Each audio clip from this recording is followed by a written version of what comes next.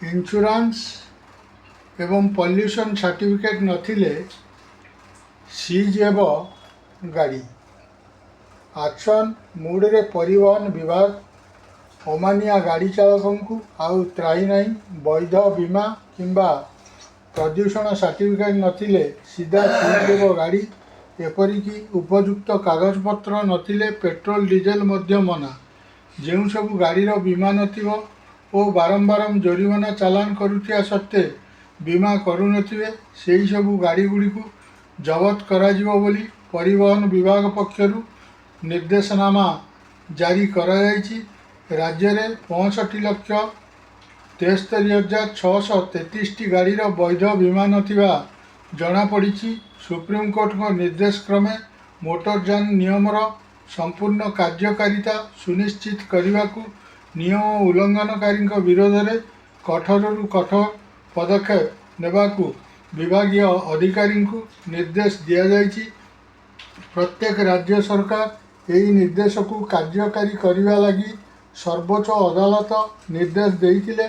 Supreme court यही आदेश आसिया पर वाणिज्य और परिवहन मंत्री विभूति भूषण जेना ओडिशा रे एही भली गाड़ी गुड़ी को जबत पाई निर्देश देइछन्ति। एही क्रम रे ई डिटेक्शन माध्यम रे राज्यर समस्त टोलगेट देई यातायात करथिया जानवाहनर वैध बीमा फिटनेस प्रदूषण प्रमाणपत्र इत्यादि कागजपत्र स्वयंक्रिय पद्धति रे जांच करा जिवो।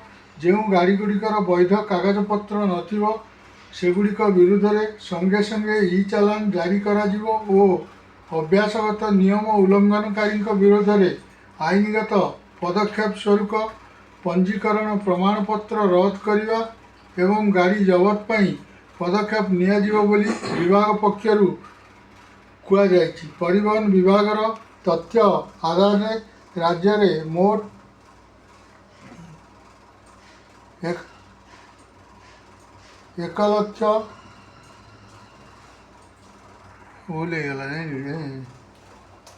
10,000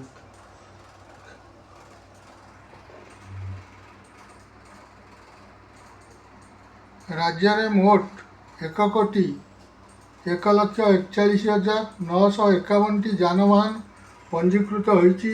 तन्मध्यरु मात्र 35,68,368 गाड़ीर वैध बीमा रही अर्थात 65,73,633 जान बिना बीमारे चलुथिया तथ्य सामना को आसी। यही स्थिति को नहीं आरटीओ स्तर में व्यापक जनसचेतनता सृष्टि सह एनफोर्समेंट कड़ाकड़ी करने को विभाग पक्षर कहुई। कारण वैध बीमा नथिया जान दुर्घटना जड़ित हेले क्षतिग्रस्त को उचित क्षतिपूरण मिलबारे समस्या होई पारे। तेणु आगकू जान मालिकों बीमा और अन्य कागजपत्र वैध रखा अधिक जरूरी हो पड़ी। कार्यानुष्ठान बंचा सह सड़क सुरक्षा और सामाजिक दायित्व दृष्टि निज गाड़ीर बीमा और पीयूसी बा पॉल्यूशन सर्टिफिकेट तुरंत नवीकरण करने को परिवहन विभाग समस्त गाड़ी मालिकों को परामर्श देइछि।